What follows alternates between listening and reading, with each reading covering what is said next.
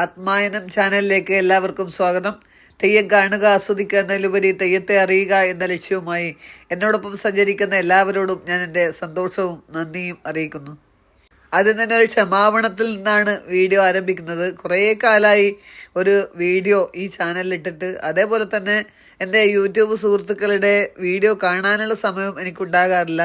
ജീവിതത്തിൽ വന്ന ചില തിരക്കുകൾ കാരണം ഇതിൽ നിന്നെല്ലാം വിട്ടു നിൽക്കുന്ന ഒരു കാലഘട്ടമായിരുന്നു കഴിഞ്ഞു പോയ കുറേ മാസങ്ങൾ അല്ലെങ്കിൽ ദിവസങ്ങൾ. വീണ്ടും ഒന്ന് തിരിച്ചു വന്നാലോ എന്ന് ചിന്തിക്കുന്ന സമയത്താണ് വളരെ പ്രധാനപ്പെട്ട, വളരെ മനോഹരമായ, ഒരുപാട് പാരമ്പര്യമുള്ള ഒരു കലാരൂപമായ, ഒരു അനുഷ്ഠാന കലാരൂപമായ മാരിത്തെയ്യങ്ങൾ കാണാനിടയായത്.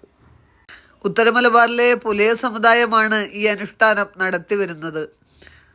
കർക്കിടകം 16-ാം നാൾ മുതലാണ് ഈ തെയ്യങ്ങൾ ക്ഷേത്ര പരിസരത്തും അതോടൊപ്പം തന്നെ പ്രദേശത്തുള്ള വീടുകളിലും കയറി ഇറങ്ങുന്നതും ചില സുപ്രധാനമായ ചടങ്ങുകൾ നടത്തി വരുന്നതും.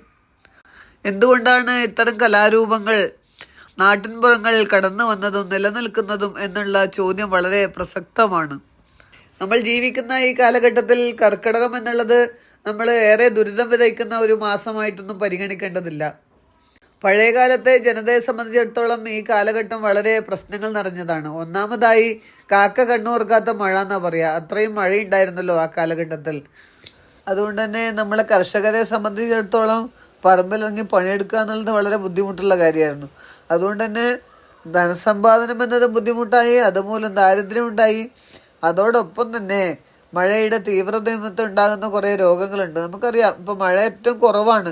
എന്നിട്ട് പോലും കർക്കിടക മാസത്തിൽ പലരും കാലുവേദനയും കൈവേദനയും കൊണ്ട് കുഴങ്ങുന്നുണ്ട്. കാരണം വാദസംബന്ധമായ രോഗങ്ങൾ വർദ്ധിക്കുന്ന കാലഘട്ടമാണ് കർക്കിടക മാസം.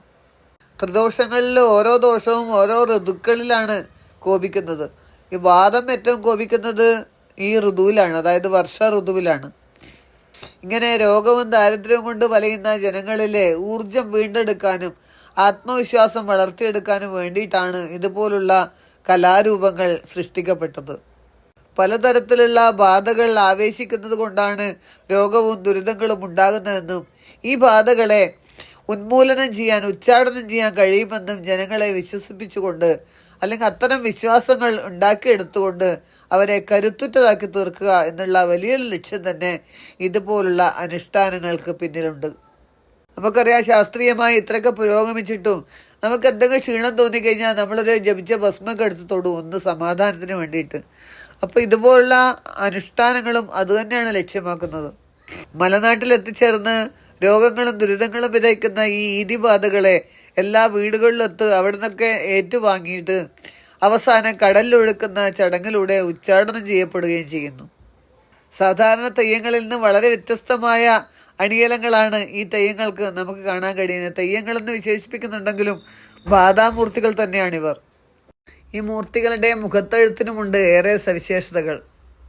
ഒറ്റനോട്ടത്തിൽ തന്നെ രോഗമൂർത്തികളാണ് അല്ലെങ്കിൽ ബാധാമൂർത്തികളാണ് എന്ന് തോന്നിപ്പിക്കുന്ന വിധത്തിലുള്ള എഴുത്തുകളാണ് പൂർവികർ ഈ തെയ്യങ്ങൾക്കായി ആസൂത്രണം ചെയ്തിരിക്കുന്നത്. തെയ്യത്തിൻ്റെ നൃത്തച്ചുവടുകൾക്കും അതുപോലെ തന്നെ ആട്ടത്തിനുമുണ്ട് ഒരുപാട് സവിശേഷതകൾ. തെയ്യത്തിൻ്റെ നൃത്തച്ചുവടുകൾക്കും ആട്ടത്തിനും ഇതേപോലെ തന്നെ പ്രത്യേകതയുണ്ട്. സാധാരണ തെയ്യങ്ങളുടെ ആട്ടത്തിൽ നിന്ന് വളരെ വ്യത്യസ്തമാണത്.